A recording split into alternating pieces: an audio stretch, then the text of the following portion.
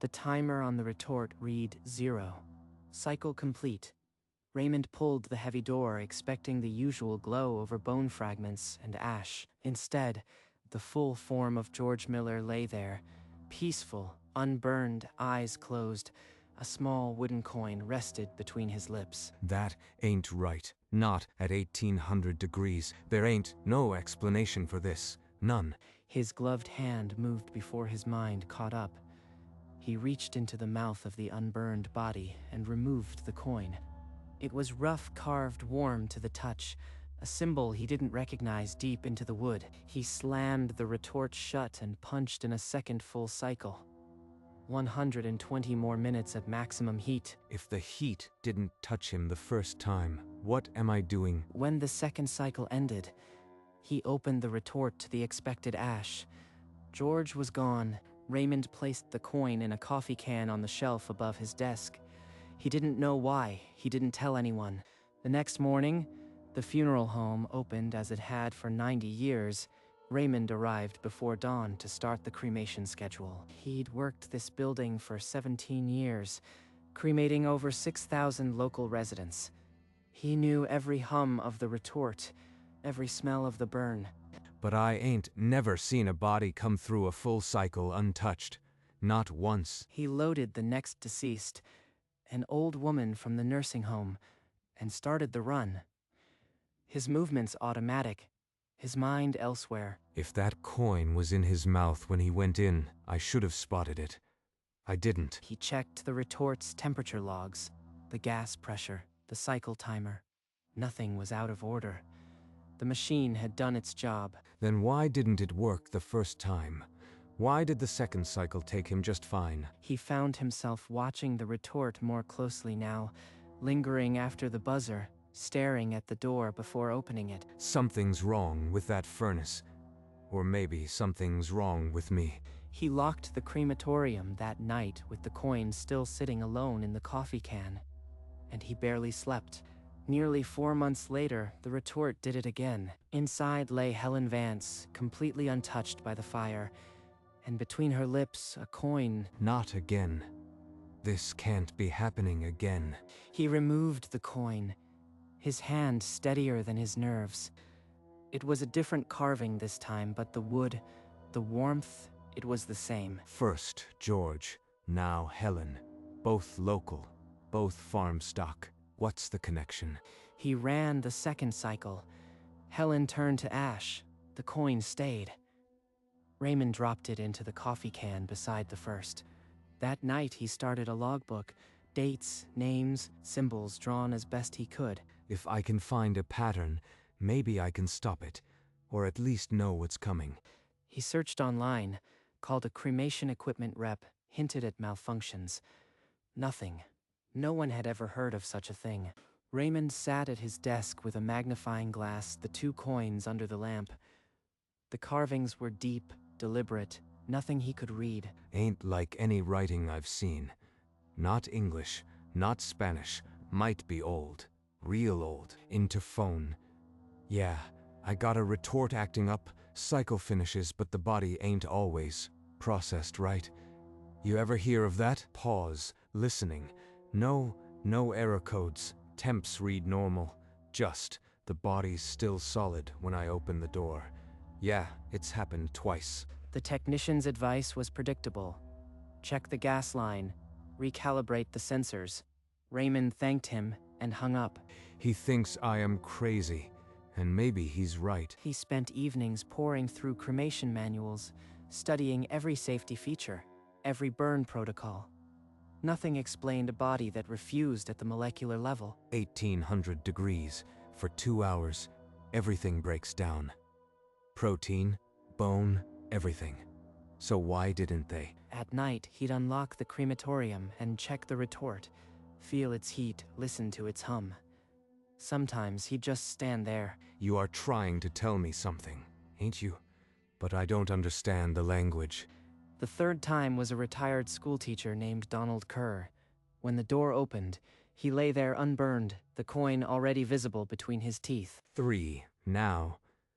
They're coming faster, and I still don't know why. He removed the coin. the third different carving, and ran the second cycle. Donald burned to ash like the others. He dropped it into the coffee can with the others, 3 now, and slid the can back onto the shelf above his desk. An hour later, passing the shelf, his arm brushed the side of the can. It was warm. That ain't from the furnace. The furnace is across the room. He brought the can down and held a coin in his palm. Near the retort door, even when cold, the wood grew noticeably hotter. It's pulling heat from the furnace. Or the furnace is pulling something from it.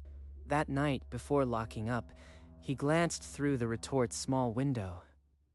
For a split second, a shadow shifted inside, where there should be no shadow. Something's in there. Always was. And it's counting every coin I take. Over the following weeks, Raymond grew thin, hollow-eyed. He spoke to no one about the coins. Every night I dream those carvings. They twist behind my eyes, and when I wake, my hands feel warm. He tried to film the retort mid-cycle, but the camera seized, screen flickering, then black. The footage was corrupted. Not even electronics can stare at it. What chance do I have? His reflection in the dark window of the crematorium office looked like a stranger, someone hollowed out. Could just walk away. Let somebody else open the door next time. But then he'd think of whoever they'd send, some green kid from the mortuary school, opening that door to find a body whole. Number, whatever this is, it came to my furnace. My watch, I'll see it through. He swept the concrete floor each night, the broom scraping like a whisper, the coffee can rattling above his desk. He was alone with the 3 coins, and the shadow just beyond the door, and the shadow was patient. The 4th came on a Tuesday. Raymond opened the door and saw Richard Colby, his old neighbor from 3 houses down, lying whole in the white-hot chamber. I knew him. Used to borrow his mower. Now he's like this. He removed the coin. The carving was more intricate, almost complete. The symbol seemed to pulse with a faint warmth. Its lines deeper, more ominous. He placed it with the others. 4 now. 4 neighbors who refused to burn. What connects us? What do Richard, Helen, Donald, George have in common besides this furnace? He found a photo of Richard in the obituary file, stared at the smiling face. A man who'd fixed his fence once. Now a receipt. I can't keep doing this alone. There's got to be someone, somewhere, who knows about these coins. He began searching funeral industry networks, old message boards, anything. He needed to find others. If I am part of something bigger, I need to know, even if the knowing damns me.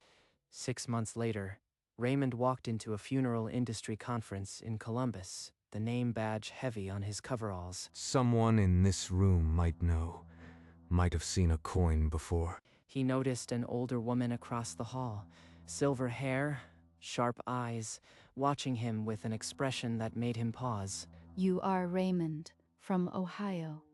I've read about your operation.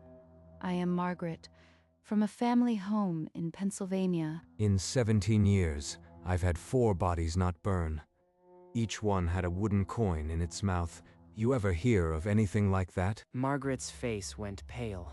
Her hand tightened on her coffee cup, and she looked at him with sudden, sharp focus. You still have them? The coins? Where are they? I do, in a can above my desk. Why? You know something. I need to see them. Can I visit your facility tomorrow? She knows. After all this time, I am not alone.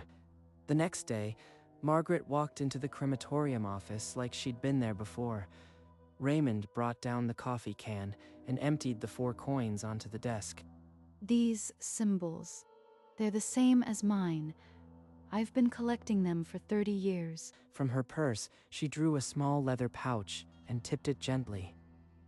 3 more wooden coins clattered onto the desk beside Raymond's. 7 coins. 7 different faces. But the carvings, they belong together. There are 7 family-run crematoria: Raymond, Ohio, Pennsylvania, West Virginia, Kentucky. We've all seen the same thing. For 4 generations. She pulled a folded map from her bag and spread it across the desk. 7 small circles marked towns across the Midwest and Appalachia. 4 generations. That's over 100 years. What are we a part of? We think the coins are receipts. The first body is taken, the real body. Something else is returned to be burned, and we are the intermediaries. Receipts. So the ones I burned the second time. Those weren't my neighbors. Weren't George or Helen or Donald or Richard. Raymond stared at the coins, 7 small receipts for 7 souls, and understood he was standing at the threshold of something ancient and hungry. The carvings, Raymond. When we lay the coins together, they form a single text. Pre-Columbian, a language no university has ever identified. She unfolded a vellum sheet covered in the same strange symbols, arranged into a massive, intricate pattern. It read like a contract. A contract? With what? For what? We think the coins are receipts. The first body, the real one, is taken. A replacement, something without a soul, is returned to be burned.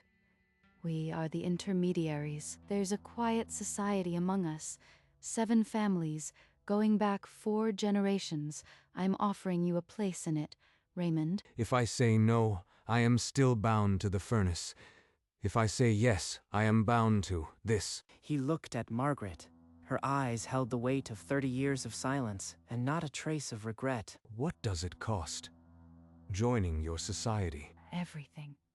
But you've already paid the deposit, Raymond. 4 coins. 4 souls. Raymond stared at the coins. The choice was his, but the decision already felt made for him. That night, Raymond sat alone with the 4 coins before him like a jury. I could do nothing. Just keep adding coins to the can. Would the shadow in the retort be satisfied with that? He opened his logbook and traced the names: George Miller, Helen Vance, Donald Kerr, Richard Colby. Each a neighbor, each a peaceful death. But what made them different? Why these 4 out of 6,000? He searched online for the other funeral homes Margaret had mentioned. No mentions of coins. Just quiet, family-run operations. If I called one of them, what would I say? Do you ever find bodies that don't burn? They'd hang up. He walked to the window again and stared out into the Ohio dark. Somewhere out there, 6 other operators waited. Same as him. I can't walk away. Not when I know there's a quiet society of people who've carried this longer than me. He went to the break room, picked up the phone, and dialed the number Margaret had left on a scrap of paper. I'll join your society. Tell me what I need to do. 2 nights later, Margaret returned to the crematorium after hours, the heavy door closing behind her with a finality Raymond felt in his chest. Stand facing the retort. Raymond, this is where the bargain lives. She placed a polished black stone, carved with the same symbols as the coins, into his palm. It was cold, then instantly warm. This is the key. It marks you as an intermediary. The entity will know. It's been here the whole time, hidden in plain sight. From a leather folder, Margaret drew a yellowed sheet of paper covered in dense symbols. More of the ancient text, a fragment of a warning. We can only read parts. It speaks of a gate, a tithe, and a keeper.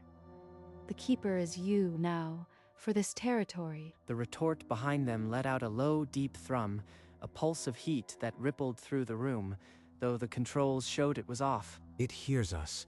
It knows I've accepted. Margaret left him with the stone and the yellowed page. Raymond stood alone before the retort, the hair on his arms standing up. He was one of them now. 3 weeks later, the retort buzzer sounded on Martha Hale. Raymond opened the door to the familiar sight. An old woman, unburned, coin between her lips. Here we go again, but this time I know what it means. He removed the coin. As his fingers closed around the wood, the air thickened, a cold pressure pressing in from every corner. Something's in here with me, watching. I can feel it. The black stone in his pocket pulsed once, warm against his ribs, as if in acknowledgement. It knows I am the gatekeeper now. This is my first tithe. He ran the second cycle. When the door opened, a faint, translucent wisp separated from the empty replacement and drew into the furnace's glow. Gone. He held the new coin in his palm. For a moment, the carved symbol glowed with the same orange light as the retort. He dropped it into the coffee can. 5 now. The metal seemed heavier. The coins rattling a moment too long. That night, passing the retort's small window, he saw the shadow again. Darker, more solid, patient and permanent. Margaret arrived at dusk with a thick leather tube. She unrolled the full text rubbing across the desk, the complete record from the 7 families. This is everything we have. The entire text. It's never left our possession. They worked through the night, deciphering the symbols, the logbook filling with translations. This word repeats. It means pact or bondage. Centuries ago, the entity bound itself to certain bloodlines. Our bloodlines are the keepers. The coins are the payment records. Once you accept, there's no leaving. The pact is until death. Forever. Or until I find a successor to take my place. We've never found a way to stop it. The text warns of ruination if the gate is closed. Raymond stared at the translation, tracing the ancient words that had bound his family for over a century. The room fell cold. From the retort, a low, satisfied hum. The entity approved of its gatekeeper's understanding. The 6th came 2 months later. A local carpenter named Carl Denton. The coin in his mouth was blackened, the carving almost glowing with heat. 6 coins. The entity wants faster payment. He now saw the shadow in the retort's window, even when the furnace was cold. A figure standing inside, waiting. It's not just a shadow. It's a presence, and it's growing stronger. A week later, the 7th, a young woman named Emily Stokes. The coin's surface was searing to the touch, its symbol a brand. He dropped it into the coffee can. 7 receipts now. The metal radiated furnace heat, the coins rattling like teeth.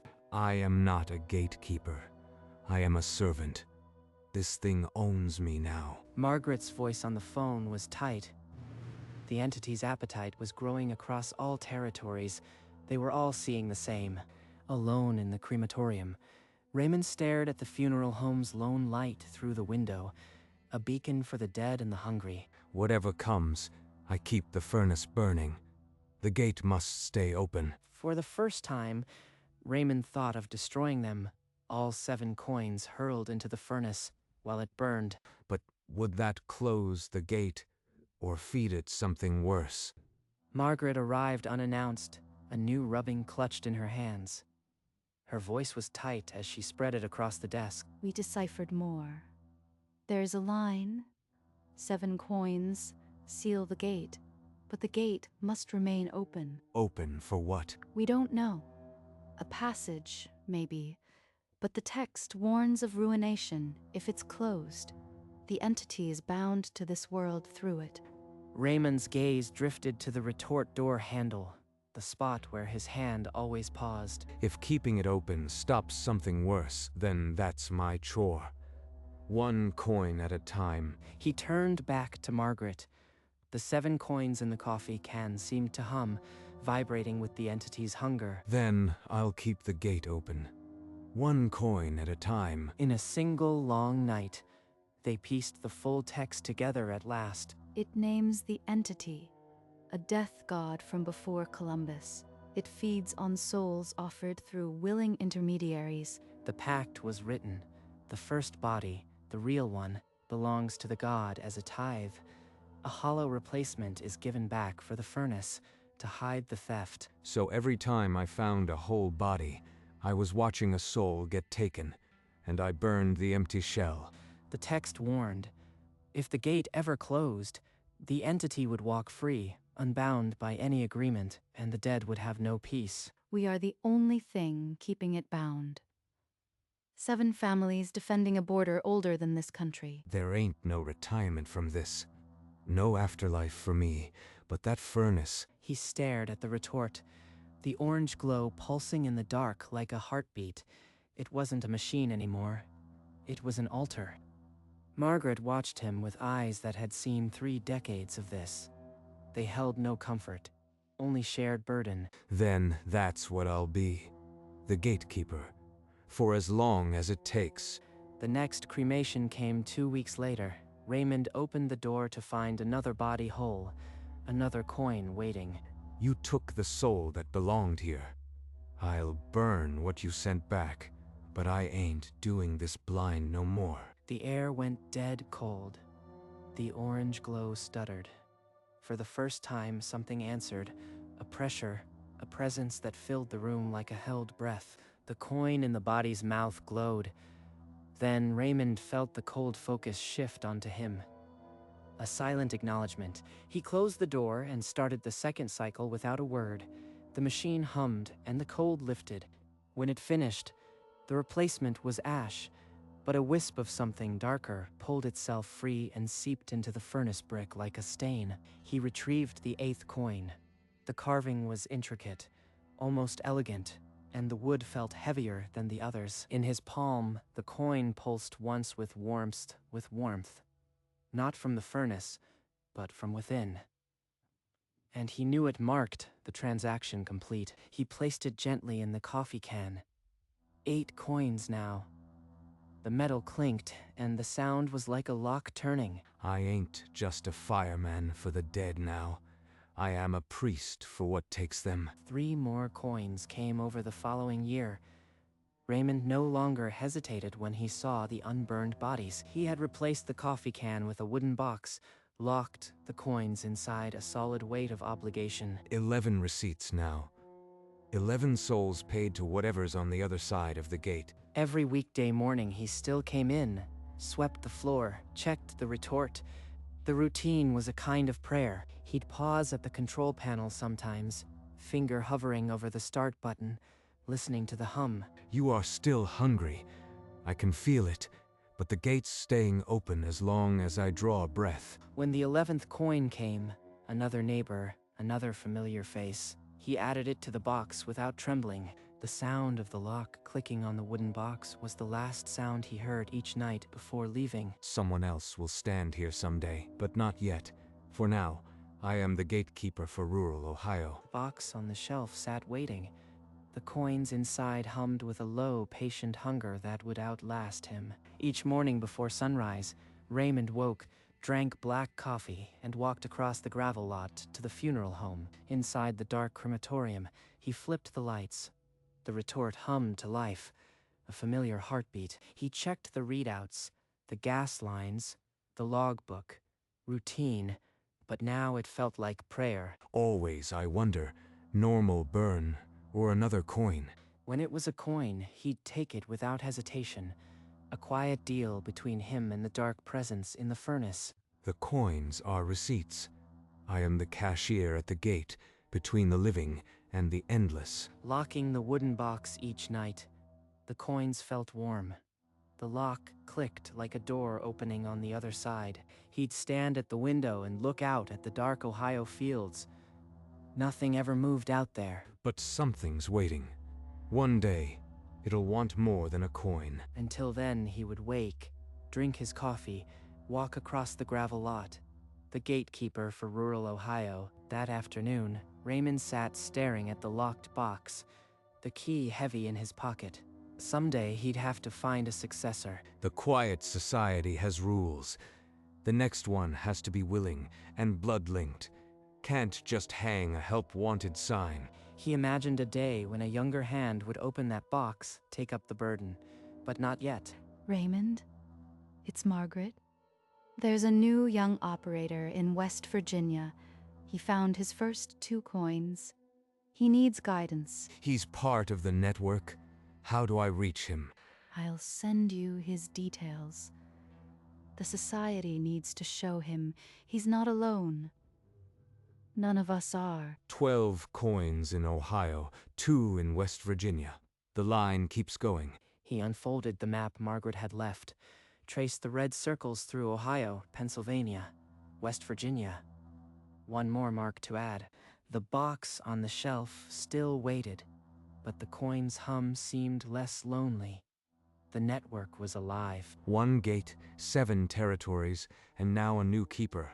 We hold the line. That morning, the 12th coin was waiting in a mouth that would not burn. Raymond pocketed it without ceremony. As he turned to the control panel, the heavy retort door creaked open on its own, a sliver just enough to let the orange glow bleed into the dark room. Always hungry, but I am still here. He closed the door manually, the heat kissing his face, and started the next cycle. The machine hummed its eternal promise. 1 coin, then another. The gate stays open. I stay at my post. The locked box on the shelf now held 12 small souls. The hum from it was almost a lullaby. Through the retort's small window, the shadow inside was still, patient, permanent, a dark reflection of the gatekeeper. Forever, then. Gatekeeper for forever. He turned away. The retort door eased shut behind him, sealing the glow and the shadow inside, and the gatekeeper for rural Ohio walked out into the morning to have his coffee, the coins warm in his pocket, forever.